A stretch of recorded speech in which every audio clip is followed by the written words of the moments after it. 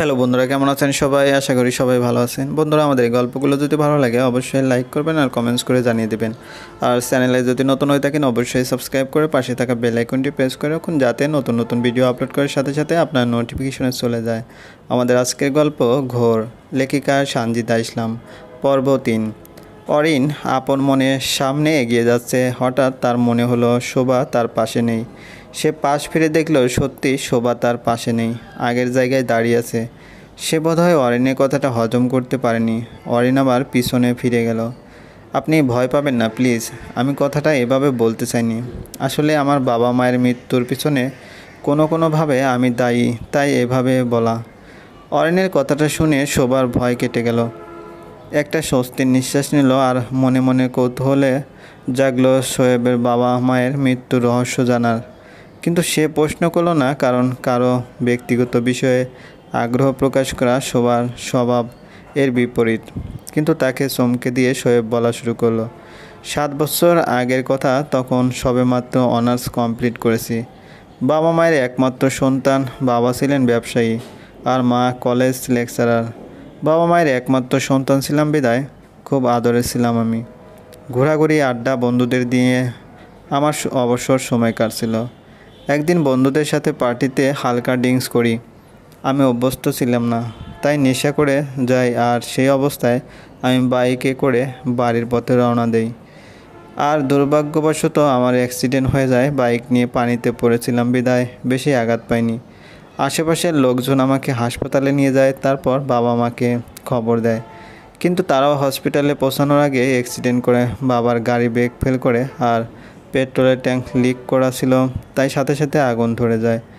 বাবা মার spot date হয়। তারপর পুলিশ তদন্ত করে জানায় অ্যাক্সিডেন্টটা ইচ্ছাকৃতভাবে ছিল। হয়তো বাবার কোনো শত্রু ছিল যে গাড়ির ব্রেক ফেল করে দেয় আর তেলের ট্যাঙ্ক লিক করে দেয়। কিন্তু আসল খুনি কে সেটা জানা যায়নি। কোনো ধরনের প্রমাণ রাখেনি খুনি। শেষ বছর 2-1 পর কেস ক্লোজড হয়ে যায়। আমি এতই অভাগা যে নিজের বাবা মায়ের লাশ পর্যন্ত দেখতে পারিনি। বলেই অরিন ঠোঁট কামড়ে নিচের দিকে তাকালো। তার চোখ জ্বালা করছে, আর কিছু স্মৃতি ঝাপসা হয়ে চোখের সামনে ভেসে উঠছে। তার চোখ লাল হয়ে আছে। তার মা বাবাকে সে আসলেই ভালোবাসতো, তাই তো এখনও তাদের মনে পড়ে। কিন্তু তারা কি সত্যি তাকে ভালোবাসতো? শোভা মনোযোগ দিয়ে অরিনের কথা শুনছিল।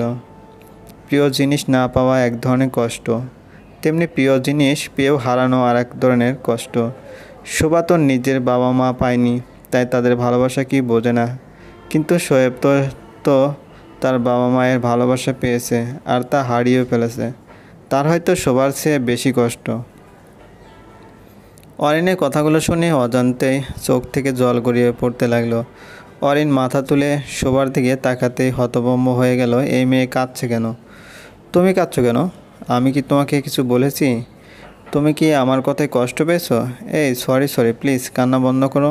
আম সো সরি। না না না, আপনি সরি কেন বলছেন? সরি আমার বলা উচিত।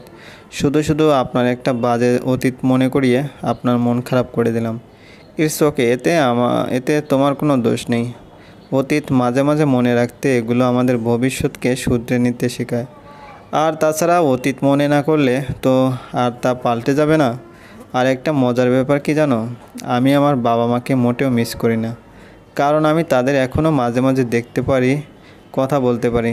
আচ্ছা ছাড়ো এইসব কথা, তোমার সম্পর্কে আরও কিছু বলো। আমি এখনও তোমার বেসিক ইনফরমেশন ছাড়া কিছুই জানি না। অরিনের পরের কথাগুলো শোভা মজার ছলে উড়িয়ে দিল। আমার সম্পর্কে আর কি বলবো, সব তো বললাম সেদিন। ও, তুমি কিছু মনে না করলে একটা ব্যক্তিগত প্রশ্ন করি? এত হেজিটেট হওয়ার কিছু কি আছে? আপনি আমাকে প্রশ্ন করতে পারেন। অরিন কোনো বনিতা না করে জিজ্ঞেস করলো, do you have a boyfriend? অরিনের এমন অকপটে বলা কথাটা শুনে শোভা লজ্জা পেয়ে ছোটো করে উত্তর দিল, না। শোভার লজ্জামাখা মুখের দিকে অরিন মুগ্ধ হয়ে তাকিয়ে রইল। না, সাথে সাথে বলেও দিল, লজ্জা পেলে কাউকে এত সুন্দর লাগে তা তো আগে জানা ছিল না। শোভা থেমে গেল, সাথে অরিনও। আমার এখন যেতে হবে, আল্লাহ হাফেজ। আর আমাকে পৌঁছে দেওয়ার জন্য ধন্যবাদ, বলে শোভা তাড়াতাড়ি গেটের ভিতরে ঢুকে গেল। শোভার চলে যাওয়া দেখে অরিন খানিকটা হাসলো, তারপর বিড়বিড় করে বলল, আল্লাহ হাফেজ, আবার দেখা হবে খুব শীঘ্রই ইনশাল্লাহ। এরপর থেকে কারণে অকারণে অরিনের সাথে দেখা হতে লাগলো শোভার। তারপর আস্তে আস্তে তার নাম্বার বদল, ফোন আলাপ, রাস্তায় দেখা হলে বাড়ি বা কর্মস্থল পৌঁছে দেওয়া, একসাথে হাঁটা, এভাবেই শোভা অরিনের প্রতি দুর্বল হতে শুরু করলো। ওর সব থেকে বেশি ভালো লাগতো অরিনের কেয়ারগুলো। তারপর চেনা জানার 1 মাসের মাথায় অবিশ্বাস্যভাবে অরিন তাকে সরাসরি বিয়ের জন্য প্রস্তাব দিল। সে বিয়ের পর ভালোবাসায় বিশ্বাসী, তার মধ্যে বিয়ের আগে প্রেম করলে সে সম্পর্ক বেশিরভাগ ক্ষেত্রে অস্থায়ী হয়, আর বিয়ের পর প্রেম করলে সেই সম্পর্ক বেশিরভাগ ক্ষেত্রে দীর্ঘস্থায়ী হয়। যদিও প্রথম দেখাই শোভাকে তার ভালো লেগেছিল, কিন্তু বেশি গুরুত্ব দেয়নি, সে ভাগ্যের উপর ছেড়ে দিয়েছিল। কিন্তু যখন তাদের আবার দেখা হলো, কথা হলো, তখনই সে সিদ্ধান্ত নিয়েছে বিয়ে করলে সে তাকেই করবে। আর এই কয়েকদিনে সে শোভার প্রতি যথেষ্ট দুর্বল হয়ে পড়েছে। সে শোভাকে ভাববার জন্য কিছুদিন সময় দেয়, কারণ বিয়ে কোনো ছেলে খেলা নয়, সারা জীবনে একটা সম্পর্ক। তাই ভেবেচিন্তে সিদ্ধান্ত নেওয়া উচিত। যদি শোভা অরিনকে ফোন না দেয়, যোগাযোগ না করে, তাহলে সে বুঝবে শোভা তাকে বিয়ে করতে চায় না। আর যদি যোগাযোগ করে, তাহলে আর সে দেরি করতে চায় না। অরিনের প্রস্তাব শুনে শোভা খুব নার্ভাস হয়ে গিয়েছিল। সেও তাকে পছন্দ করে, কিন্তু এখনই বিয়ে করতে চায় না। সে লেখাপড়া করে নিজের পায়ে দাঁড়াতে চায়, যাতে কারো উপর নির্ভরশীল হতে না হয়। আর সে অরিনকে ভালোবাসে কিনা তাও শিওর না। 1 মাসে একজন মানুষকে কতটুকুই বা চেনা যায়। তাই সে ভাবলো অরিনকে ইগনোর করবে, তার সাথে যোগাযোগ করবে না। অরিনের সাথে তার এমন আহামরি সম্পর্ক না যে তার সাথে কথা না বলে থাকতে পারবে না। অরিন হচ্ছে তার মোহ, কিছুদিন চোখের আড়াল করলেই তাকে ভুলে যাবে। তারপর শুরু হলো অরিনকে ভোলার মিশন। প্রতিদিনের মতো সকালে ঘুম থেকে উঠে শোভা ফোন চেক করলো অরিন কোনো মেসেজ দিয়েছে কিনা, কিন্তু সে আশ্চর্য হয়ে গেল, 7টা বাজে এখনও কোনো মেসেজ আসেনি। পরবর্তীতে তার সব মনে পড়লো, তাই তার চিন্তা মাথা থেকে ঝেড়ে ফেলে ব্রেকফাস্ট করে ভার্সিটি চলে গেল। সেখান থেকে 2টো ক্লাস করে চলে গেল আশ্রমে।